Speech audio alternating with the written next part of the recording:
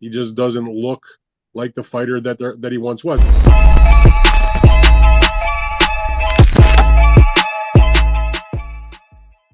This is Jonathan Anger, fifth for Pro Boxing Fans, joined by journalist Dan Rafael over Zoom for the last time this year. Dan, first of all, before we start, a couple of days removed from Christmas. How was it?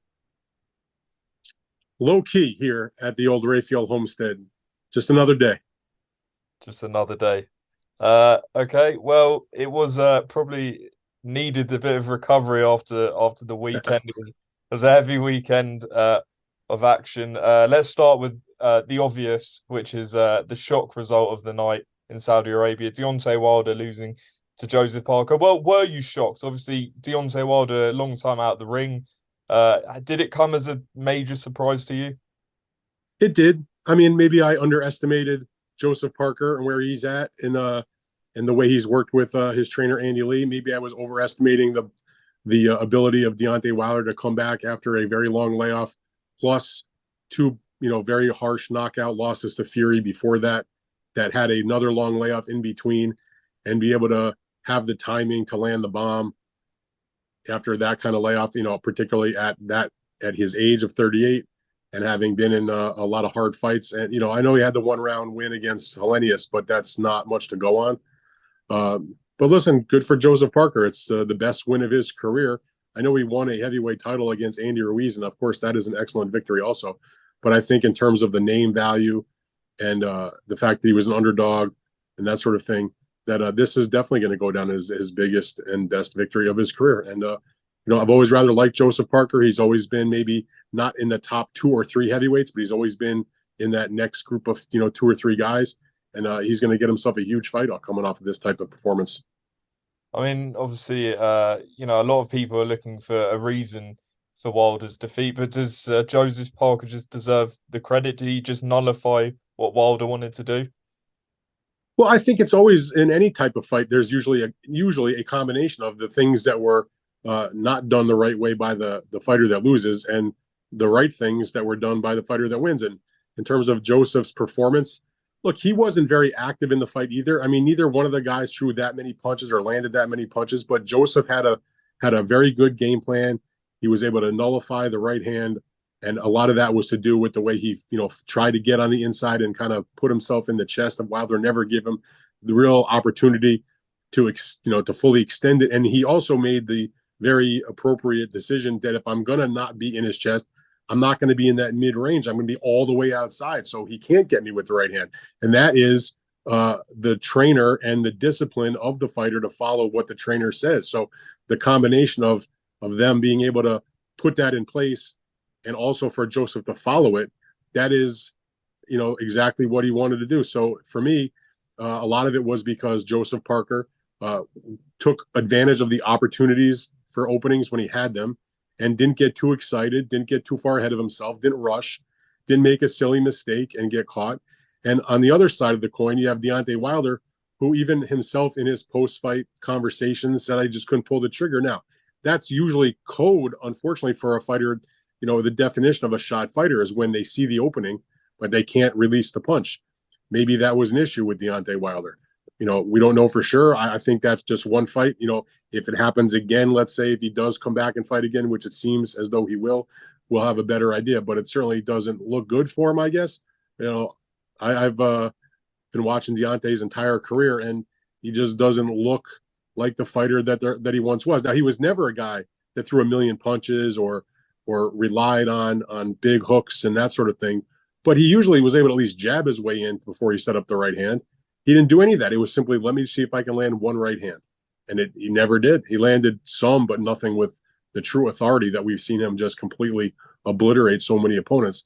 I kind of figured if he could land that shot, he probably would knock out Joseph Parker, who, got knocked out not that long ago by Joe Joyce. But to Joe's credit, look, he shook that off, and he didn't just mess around and not fight and wait for some big opportunity to land in his lap. He went out there and he fought. This was the 4th fight he had this year, so he was able to be active, mesh better with Andy Lee. And he made the point also that because he had that many fights, he was constantly training and never had the chance to get out of shape, which I'm sure, played a big role in terms of his the way he felt his stamina, all that. So, good for him. I believe Wilder spoke to a channel called 78 Sports TV after the fight, and he suggested he lost a bit of the killer instinct that he once had. Do you feel, perhaps motivated him? Do you feel he was perhaps complacent or just not as motivated as now taking this loss, this unexpected loss? I mean, I can't speak for him, but I mean, just observation wise, when you've watched lots of fighters come from nothing and reach the top, what's the old saying from Marvin Hagler? It's hard to get out of bed and run at 5 a.m. when you're sleeping in silk pajamas. And so there's something to be said for that. Deontay Wilder came from nothing. Here's a guy that was working, in fast food restaurants, trying to make ends meet so he could help pay the medical costs of a daughter that had an ailment that needed, expensive, medication or therapy or treatment. And he ended up turning to boxing and, went to the Olympics with very little amateur experience, got a medal, and as a professional was brought along and ended up becoming a heavyweight champion and had a very good long reign, 10 title defenses over 5 years, had some huge fights and made, tremendous sums of money. And at that stage of his life and career with, other interests besides boxing, a family, children, a wife, the whole thing, it can understand why somebody might get complacent. He doesn't have to fight for the dollars anymore to help make sure that he has a roof over his head and puts food on the plate for the kids and all that. So, you have to find that reservoir inside to, motivate yourself, which is why I've always had such huge respect for fighters like, say, like a Floyd Mayweather, or a Manny Pacquiao, a Canelo Alvarez, fighters like that who've made crazy amounts of money, way more than Deontay Wilder, but yet still train hard and almost like, they don't have a dollar to spend. So, if Deontay got a little complacent, I mean, he's not the first, he won't be the last. And if he is going to continue to fight on, you hope he finds that hunger again, because being a boxer who's complacent about your preparation is not a good combination when you go into the ring with somebody else that's hungry and wants to take your head off. And on the flip side, a lot of praise came Anthony Joshua's way after that win over Otto Wallin. A lot of people suggesting that he's back and he's showed signs of the old Anthony Joshua. Do you go along with that sort of narrative, or do you feel there were only slight improvements? What did you make of his performance? Well, I don't think you'd be honest if you didn't say he looked better in the fight against Otto than he did in the fights against Jermaine Franklin and Robert Helenius, even though he won all three of the fights and he did get the knockout against Helenius. I think it's taken some time for him to maybe be as hungry as he was before he was champion. We just talked about that with Wilder and being complacent. I'm not saying Anthony was complacent, but he's made even more money than Deontay Wilder has. So maybe that's part of it. I think also getting confidence back after taking the two losses against Alexander Usyk, that may be play a role in it. And you also can't underestimate matchmaking. I mean, that's part of it, and putting him in front of the right guy. And but whatever you think about all the things I'm talking about, here's the fact: Anthony Joshua got into the ring and he did what he was supposed to do. He looked very good in the fight. I don't want to get overly flowery about it. I mean, he's a top ranked heavyweight, and Otto Wallin is a very, very good heavyweight, but I'm not sure he was a top 10 heavyweight. I'm not discrediting him. He gave Tyson Fury probably the toughest fight of his career, other than in the fights he had, or at least the first fight and the third fight against Deontay Wilder. But look, great win for Joshua.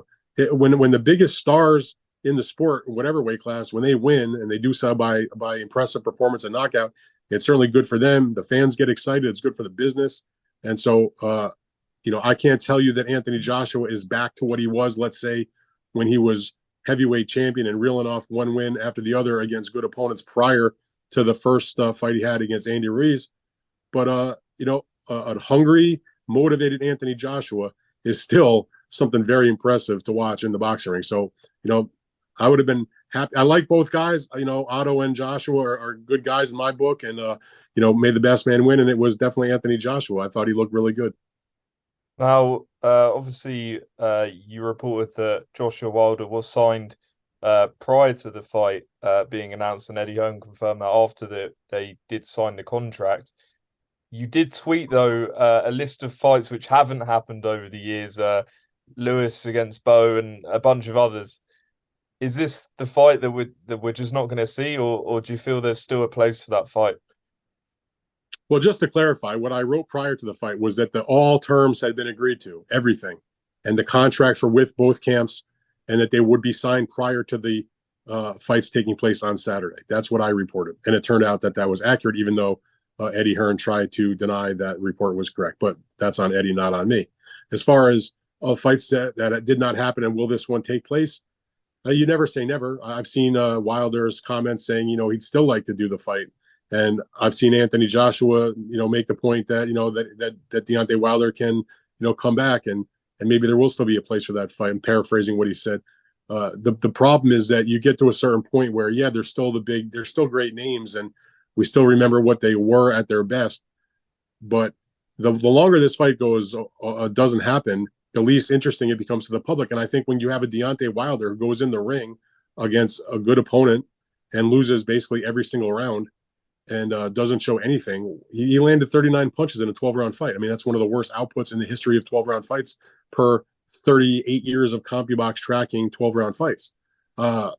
Honestly, I mean, if they made the match, I mean, I guess it's okay. But like at this point, like who kind of cares at this point? I mean, Wilder has, and I'm not trying to be harsh, but I'm just speaking facts. The guy has lost 3 of his last 4 fights. The one win in there was a 1-round job against Helenius, who was brought in as an opponent to lose in that fashion, quite frankly. That's the same reason they matched him up with Anthony Joshua. And on top of that, those fights that I'm talking about in terms of the recent activity of Deontay Wilder has taken place over the last few years. It's not like he fought 4 times in a year and is 1-3. This has taken place over the last few years. So the Deontay Wilder of the times when he was WBC heavyweight champion, rolling along and knocking everybody out, that's gone. It's gone forever. It's not coming back. And in terms of Joshua, as good as he looked against Otto the other day, same situation. He's not what he was when he was, reeling off wins and unifying titles. I mean, those days are gone, and it's unfortunate. It kind of reminded me a little bit about how there was so much conversation at one time back in the day. I'll date myself a little bit. There was a lot of hype for Lennox Lewis to fight Tommy Morrison. And Tommy Morrison and him were on a collision course. They had a signed contract for the fight, similar to what happened here. But Tommy Morrison decided with his people they were going to go home to Oklahoma and have a soft touch tune-up fight and, get another quick, easy payday. And guess what happened? Tommy Morrison got knocked out in the first round by Michael Bent, and that fight went away. And it did end up happening, a few years later when Tommy Morrison was not even close to what he was at his best, and Lennox Lewis savaged him in that fight. Could that same scenario develop? I guess it's possible. But, my interest seeing that fight, at least in the days right after what occurred in Saudi Arabia, have dramatically diminished. I mean, I'm moving on. There's other fights I'm more interested in the heavyweight division at this point.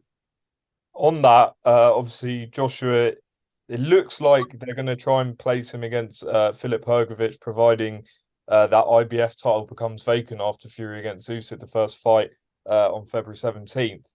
Is that a fight, in your opinion or understanding, is that a fight that the Saudis want, or do the Saudis only want, say, Joshua against a Fury or something like that? Well, they definitely want the biggest names and the biggest fights, but keep a couple things in mind. Number one, they put Filip Hrgović on this undercard for a reason. They have a multi-fight agreement with him at varying price points because obviously they can't predict the future. So he got what he got to fight Demore, which was basically let's just get in the ring and protect our number one position. They understand what that was about, and now they didn't know what would happen in the main fight. So they have various agreements in place where you get X number of dollars if you're fighting Anthony Joshua or Tyson Fury, or you get X number of dollars if you're fighting Otto for the vacant title, or if you're fighting somebody else. So they definitely have an interest to go forward with him. And I think they have already, I know they've contemplated a price point for a Joshua Hrgović fight. So it's not going to be like a complicated negotiation. Remember, the Saudis, they were able to put this card together that we just saw a couple days ago. They did it on like 6 weeks notice. I mean, there was 8 fights. I mean, those fights one by one sometimes might take 6 weeks to make, but the Saudis have the money and basically went to everybody involved and be like, okay, is this good for you? What do you need? And they basically went back and forth for 2 seconds. And these deals were hammered out very, very quickly. So I have no doubt in my mind that if that fight is something that Joshua is interested to do, that they'll go forward and do that fight. Now, that's the reason why he fought Otto in the first place. Otto had won a fight against Murat Gassiev to become the number 2 IBF contender. Hrgovic is already the number one contender, has been mandated to fight the winner against between Fury and Usyk, but everybody is aware that they've got this 2-fight contract, and so the high probability will be that once their first fight concludes in February, that in the weeks or so that come after that fight, that IBF belt will become vacant. And so Joshua, who was kind of right behind Otto in those IBF rankings, fought him to get the position. He didn't know that the Wilder, when the fight first came up in Riyadh, they didn't know that the Joshua against Wilder fight was going to get finalized. So that was sort of like the backup plan. Let me just make sure I'm in position where I can fight for another heavyweight title. So he beat Otto. And so now if the fight becomes vacant, the IBF will order Hrgovic versus Joshua. So yeah, of course the Saudis would do that fight. That's a good fight. I may not be on the name recognition level or worldwide excitement, let's say, if he was fighting Deontay coming off a win, or if he was fighting Tyson Fury, something like that. But, if you're a boxing fan, I see absolutely no reason not to be interested to see Joshua against Hrgovic, a younger fighter, or younger in terms of at least his professional experience, Olympic medals, great amateur career, looked good, in some fights. Had a rough go against Zhang Zhilei, but still got the win. That was a good win for him. I thought he eked that one out. So there's nothing wrong with that fight as a vacant title fight. I like that fight. Mm. Well, we could talk about this card all night, but I'll move on to some boxing yesterday. I'm not sure if you woke up for it, stayed up for it, but Inoue becoming undisputed champion against Tapales. What did you make of his performance? He's spectacular, and I didn't stay up for it, but I woke up for it. The ring walk. This is actually quite a surprise. I had planned to wake up for it, and I ended up waking up like moments before I was supposed to get up. And as I put on the fight, it was Marlon Tapales was walking to the ring, so I caught up on the undercard after the fact. But look, in a way, I've been following him since when he first won a title back, or even before he won a title at 108 pounds, when he was supposed to be the next big thing in Japan, and he's proven that he is. He's lived up to all the billing he's received. He's a lock future Hall of Famer, 4-division champion, has beaten plenty of good quality fighters in the weight classes in which he has competed. And I expected him to beat Tapales. Tapales actually showed me more than I expected. So all credit to him, tip of the hat, if you will. He was much better, I think, than a lot of us thought he might be. He showed a lot of heart, and he tagged Inoue with a few shots. But at the end, Inoue won pretty much every round. Maybe you give Tapales one round in that fight, maybe two if you're being generous. It was a spectacular performance. I mean, Naoya Inoue is one of the best fighters, of our time. He is a worthy pound for pound guy. I mean, to me, if you are inclined to make such lists of pound for pound fighters, there's only two people you can even consider for the one spot. That would be either Crawford or Inoue, 1A. I mean, my personal opinion at the moment is I still go with Crawford number one, but it's not like Inoue. To put it like this, Inoue and Crawford are the top, and then there's like a pretty big gap in my mind between whoever you have as 2 and whoever you have as 3. So, he's a tremendous fighter, Hall of Famer in waiting. I mean, he doesn't lose rounds. He's pinpoint with his shots. He can crush with both hands. He's got speed. His defense is solid. He gives good angles. He desires to fight the best. I love the comments from him leading up, like that he doesn't have the mental fortitude to fight soft fights because he's not motivated for them. He only wants the best fights. So that means, other top fighters, other champions, and he's been doing that. So the kind of history that he made to go from having won and unified fully the bantamweight title at this time last year to going 378 days later and doing the same thing in the junior featherweight division is a pretty big achievement. I mean, and it's not like he's beating bums to do it. He beat Stephen Fulton, who a lot of people were given a chance to. He moved up in weight to fight the guy that was considered number one at that time in the division, who had 2 belts. And he didn't just win, he ravaged him and, just smashed him up and stopped him. And then Tapales had been a title holder in the bantamweight division and also had become a unified champion in the 122 weight class with a good victory against Akhmadaliev. And he came with some credentials and he beat him up also. I mean, in a one-sided fashion. I mean, in a way, he's a great fighter. I'm just happy, even though I don't make these trips to Japan to watch his fights, I'm very proud and happy to say that someday, at least I can say I saw him fight live when he fought in Los Angeles a few years ago in a title fight in one of the smaller weight classes. He's a spectacular fighter. What can you say? He's everything he gets in terms of the recognition he deserves. Brilliant. Dan, just before I let you go, just tell everyone about how your Substack and podcast have gone this year and what you're planning on doing with it in 2024. Well, I'm thrilled with our podcast. I do it with my partner, TJ Reeves. We do it twice a week, Thursdays into Friday. and then Sundays into Monday where we preview and then recap, have lots of interviews and that sort of stuff. And that's seen great growth, and I'm appreciative to the fans that have been listening and giving us positive feedback. We have a really good time doing that, and the newsletter, that's been my labor of love for the last over 2 years now on Substack, Fight Freaks Unite. And I produce pretty much on a daily basis.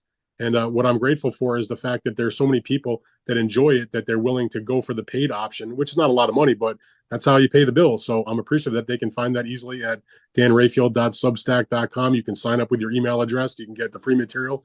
If you're a diehard and you want to support the cause, it's $5.99 a month, not the most money in the world, and you're going to get the stuff. As I like to say, Jonathan, the news and the commentary and all that comes to you. You don't have to go finding it. It comes right to your email. You get a phone alert. So that's how I spend a lot of my time, and it's been a tremendous experience of being able to do it how I want to do it, not have to deal with editors and people that don't understand boxing and the way it should be covered. Yeah, and I'll tell you what, it's very useful. I'm on the subscriber list, having that calendar of fights, literally every single one, every Tuesday. Yeah, exactly. You want I'll give that a plug, because that's honestly, when I look at the metrics, that's probably one of the most popular features, and that is every single Tuesday, the new schedule blasts out. It stays current until the next one blasts out. So you can look at your email of the schedule, and if you want to look at it, let's say 3 or 4 days later, there's been changes. I update the thing every single day. All you go is in your email, click on the headline. It will take you to the file on the website, and I'm updating that on a regular basis until the new one publishes the following Tuesday. So you can always have, it's like a rolling updated calendar constantly. And as I say in the headline, if you read it, I obsess, so you don't have to. Don't have to, yeah. And there's fights happening this week, which I didn't even know was happening. So world title fight, by the way, in Japan on New Year's Eve, which is their traditional date for a title fight. And by the way, this is a crazy stat. You have Kazuto Ioka defending his world title. This is going to be his 12th time fighting on New Year's Eve. How remarkable is that? Unbelievable. We think Canelo Alvarez and some of the great Mexican champions, have a stranglehold on their Mexican tradition dates, like the Cinco de Mayo and the Mexican Independence Day in September. But many of the great Japanese fighters have the New Year's Eve fight. They have that on lockdown. Ioka being one of them. He's been doing it for many, many years. And this is actually like a lower key year, because oftentimes they've got several world title fights in and around New Year's. This year you only have the Ioka fight, and then of course a few days before that, on the 26th, was the Inoue fight. But this is like a down year in terms of that. There's usually several more fights on multiple cards in Japan on that New Year's Eve holiday.